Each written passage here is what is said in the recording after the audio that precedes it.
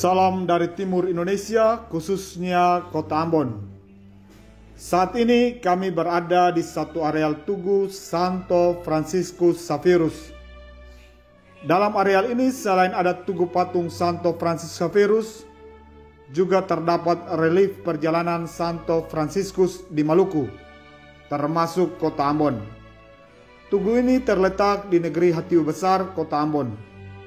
Bila melintasi perjalanan dari darat dari Bandara Internasional Patimura ke kota Ambon, maka pasti melewati areal tersebut karena letaknya persis di sebelah kanan jalan. Selain di Hatiwe Besar, tugu Santo Franciscus juga dapat dijumpai di negeri Soya, walaupun bentuknya sangat sederhana. Di halaman depan rumah Keuskupan Amboina juga terdapat tugu Santo Franciscus Xaverus. Santo Franciscus Xaverus adalah seorang misionaris Katolik yang lahir pada tanggal 7 April 1506 di Navarro, Spanyol. Keberadaannya di Maluku tidak terlepas dari statusnya sebagai utusan Duta Besar Sri Paus. Sebagai misionaris Katolik, maka tugasnya adalah memberikan pelayanan kepada orang-orang Katolik dan memperkenalkan iman akan Kristus.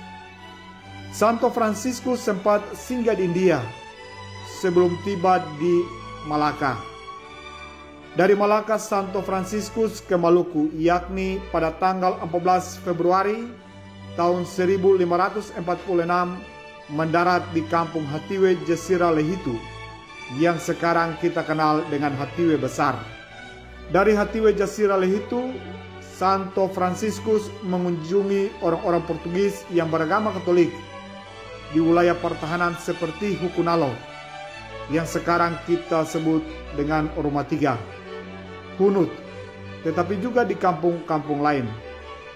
Dengan dibantu oleh putra Raja Hatiwe yang berjalan di depan dengan memegang salib sebagai penunjuk jalan, sekaligus menjadi juru bahasa bagi Santo Franciscus Xaverus. Dari daerah Hatiwe Jazirah Lehitu, Santo Franciscus menyeberang Teluk Ambon ke arah selatan wilayah yang tergabung dalam Ikatan Ulu Lima yang dipimpin oleh Raja Nusaniwe yang bergelar Latu Sapu Lalang atau Raja 10.000 kapal. Ketika itu ada 7 kampung yang sejak tahun 1538 telah mengenal Katolik dan telah menganut agama Katolik, yakni Nusaniwe, Urmesing, Halong, Kilang, Soya, Ema, Hatiwe, serta kampung-kampung yang berkaitan dengan itu.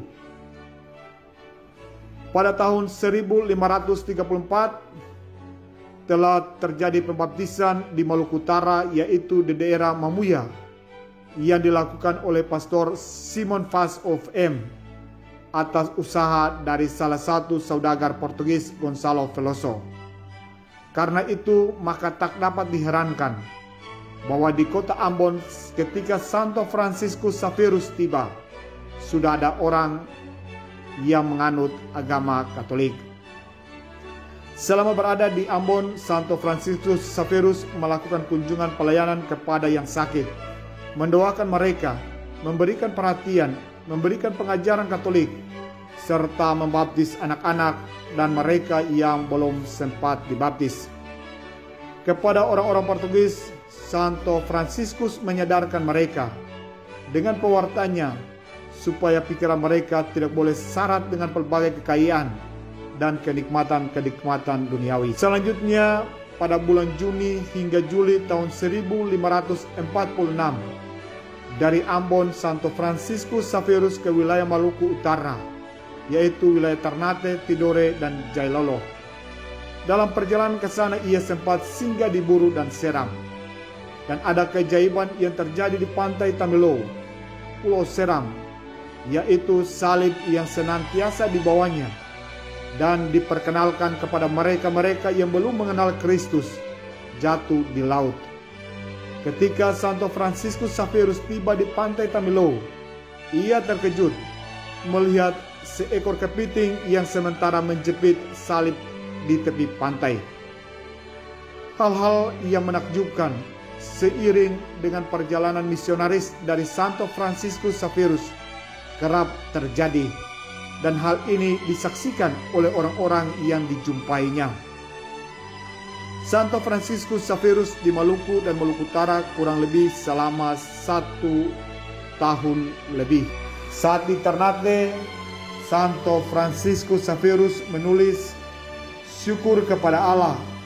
Di Ternate ini sudah menjadi kebiasaan anak lelaki di jalan-jalan dan anak perempuan serta wanita di rumah, para buruh di perkebunan dan nelayan di laut, selama siang malam menyanyikan lagu-lagu suci, bukan nyanyian kotor. Dari akhir April tahun 1547 hingga Juli tahun 1547, Santo Franciscus meninggalkan wilayah Maluku dan menuju Malaka. Santo Franciscus wafat pada tanggal 3 Desember tahun 1552 dalam misinya untuk mendarat di daratan Cina. Namun sebelum tujuannya berhasil, sebelum ia mendarat di daratan Cina, ia dipanggil pulang oleh Yang Maha Kuasa. Santo Franciscus Xavierus meninggal di Pulau Sansa, satu daratan yang tidak jauh dari daratan Cina.